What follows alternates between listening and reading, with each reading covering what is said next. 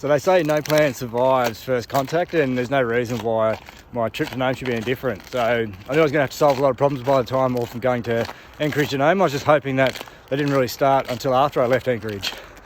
So after what was I think a 28, 29 hour flight from Brisbane to Sydney to Vancouver to Seattle to Anchorage.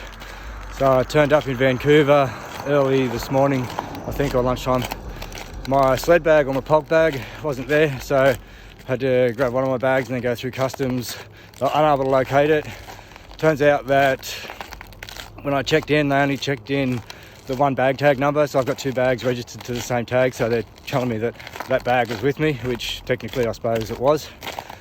So they just said sort it out when you get to Anchorage. So fly Seattle, Anchorage, get here, and then my other bag doesn't turn up, funnily enough. So after all that, I've now got no luggage, not just no pulk and field gear.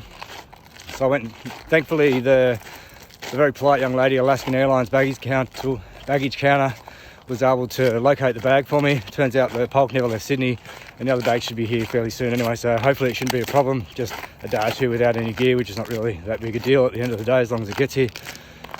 So I just went for a bit of a walk, just to stretch the legs, get something to eat.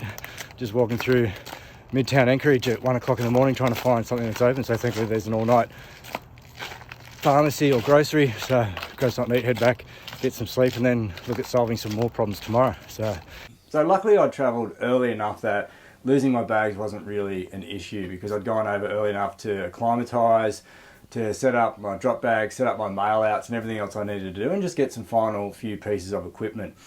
So despite the fact that my very supportive wife spent 5 hours on the phone without being able to do anything, I was able to get my first bag 24 hours later, and then my second bag turned up around 48 hours later. So during that time I'd gone and done the things that I needed to do so that I could get going for the race or get preparation done. So I bought all my food so I could get my mail outs done, and then I started packing, getting everything sorted, prepping my food bags, all the bags that I needed, so that I could get ready for check-in, have everything sorted by then, and then have everything packed to race day. So despite the hiccups getting there and just sort of working around a few problems or a few sort of minor obstacles, not really problems, I was able to get sorted, get ready for the race, and I managed to avoid COVID, which was probably my biggest risk.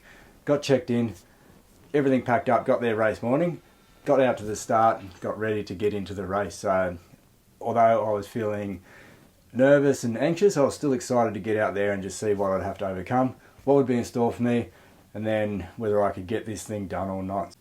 So I look forward to reliving this journey, and hopefully as you come along you'll pick up a few different things and kind of get a few takeaways. Okay, and tomorrow we'll start what is essentially day 0 and then move forward from there.